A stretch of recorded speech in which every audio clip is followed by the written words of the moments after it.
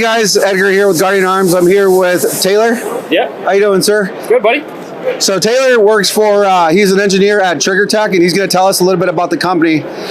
Taylor, can you tell us a little bit about Trigger Tech, where you guys are located, how you got started? So we're a company out of Toronto, Canada.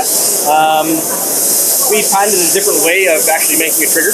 Okay. So all triggers previous to us have been based upon sliding friction, so sear engagement, and your brake is based on friction and spring weight. What we've actually done is put a free-floating roller bearing in between two surfaces, so that brake weight is actually pull weight in geometry. What that allows us to do is have essentially a zero creep trigger. So on our AR-15 models, you'll see you have a short take-up as you come up to the wall. Once you're on that wall, you have zero movement before you have the trigger brake. A nice feature here is you only have to reset to the back of the second wall. So you can see as you come out, you have a very, very short reset. Wow. So something that you can use, for precision with that light, crisp brake, but you can also run very fast if you need to, unlike a lot of other two stages out there. So we've used that same technology across the AR-15 and the Rev 700 world. We're working hard at bringing that out to a bunch of other platforms, but it's taken us some time. Awesome. And so how long have you guys been in business? We've been in business, we've been making triggers for firearms for about 8 years. We've been in business a little longer than that, but I'd say functionally as a business, about 8 years. About 8 years, okay. How do your customers or people that are interested in buying a Trigger Tech trigger get a hold of you guys? Where do they go to purchase? Well, we do sell direct. You can also go to a firearms retailer of your choice. We're definitely looking forward to that. So, have anything new that you're releasing this year? We're working on a lot of stuff this year. We don't have any prototypes down at SHOT Show right now. We should have a TICA out this year. Ruger RPR is very, very close. One thing that I do know about Trigger Tech too is they won't release anything until it's actually ready. They usually won't even demo it until it's ready. Well, we're trying not to. We have been guilty of that in the past, and we've learned from those mistakes. And trying to make sure when we do have something to show you, it's going to be ready soon after we show you, not a 2022 release for a 2023 SHOT Show or something like that. So, awesome. Yeah. So, and you're going forward in your AR line. Yeah. Do you have different models of triggers other than obviously straight or curved? Absolutely. Do you have different pull weights or different? Can you tell us a little bit about that? Yeah. So the biggest difference we would have across the line is pull weight. Heaviest trigger you would have is a combat. That's got 1.5 pound take up. So a much heavier take up, a much more tactile reset, and also a 5.5 pound total pull. That would be more for duty options.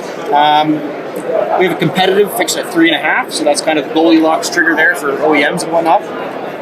We have our adaptable, which is 2.5 to 5.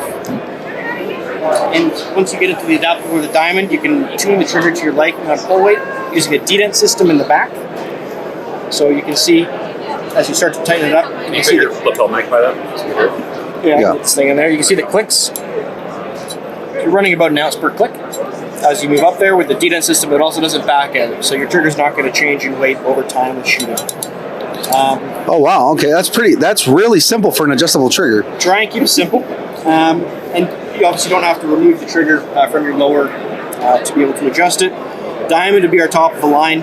This would be 1.5 pounds. We also make triggers, you can see here, different hammer. This is specific for AR-10. We also make AR-9 triggers.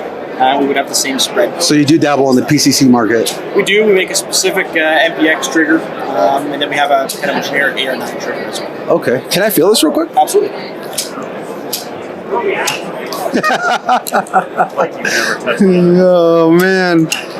And then like for your PE, like they need the 5.5 pounds, right? That's right. Yeah, I mean, I was 5. I mean, it's 5.5 pounds combined weight. So That's correct. your brake only breaks what, 3 pounds? 4 pounds on that. 4 pounds. Yeah, 1.5 pound on the take up. Even at 5.5, that's still a super smooth break. It's 5.5, but it's only 4. That second stage, 4 pounds. Yep.